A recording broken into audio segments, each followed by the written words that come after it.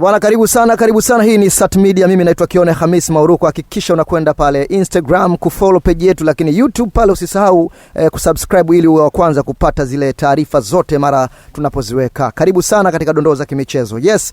Bwana tarehe 28 siku ya Jumamosi tarehe 28 mwezi wa 3 mwaka 2026 ndio siku maalum ambapo timu ya taifa ya Senegal ama Simba wa Teranga wao wanatambulisha kombe lao la AFCON baada ya kulitwaa mwezi Januari mwaka huu kule Morocco baada ya kuwafunga bao 1-0 timu ya taifa ya Morocco The Atlas. Na wao wamepanga sherehe maalum kufanyika katika nchi ya Ufaransa siku ya Jumamosi, na ujue tu kwamba kuna mizengwe mingi ambayo ilikuwa ikiendelea juu ya wao kupokwa kombe lao. Kumbuka kamati tendaji ya shirikisho la kabumbu barani Afrika CAF wao walikaa na kutengua ubingwa kwa Senegal na kuwapa Morocco, kwamba kuna makosa kadha wa kadha yaliyojitokeza katika siku ile ya finali. Lakini watu wengi wamekuwa wakizungumza. Moja ya watu ambao wamekuwa wakizungumza pia katika kutoa maoni juu ya hiki ambacho kimetokea ni kocha wa timu ya West Ham United, kocha goalkeeper wa zamani wa timu ya taifa ya Ureno Nuno Espirito Santo. Mimi napenda kumuita mtakatifu. Yeye pia alitoa maoni yake juu ya kile ambacho kimetokea. Kwake yeye anasema huu au upuuzi mkubwa ambao umefanyika katika bara la Afrika katika maamuzi wa kuapoka timu ya taifa ya Senegal, kwamba kwenye pichi pale ndio watu wanapata matokeo, sio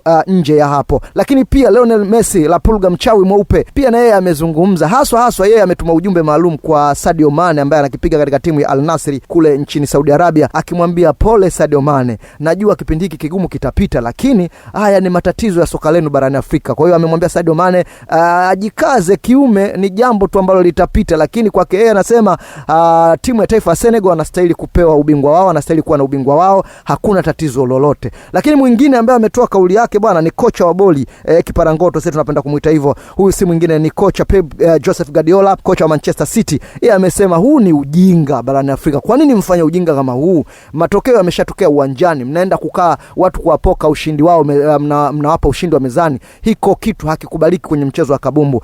Lakini nikwambie tu, siku ya jana mamlaka ya suluhishi katika michezo kwa maana CAS wao walitoa taarifa rasmi kwamba timu ya taifa ya Senegal wameshakubaliwa ile rufaa yao, na hivyo rufaa yao iko mezani, itajadiliwa zaidi. Lakini nikwambie kitu kimoja tu kikubwa, wewe endelea kuwa hapo kufuatilia Sat Media popote ulipo.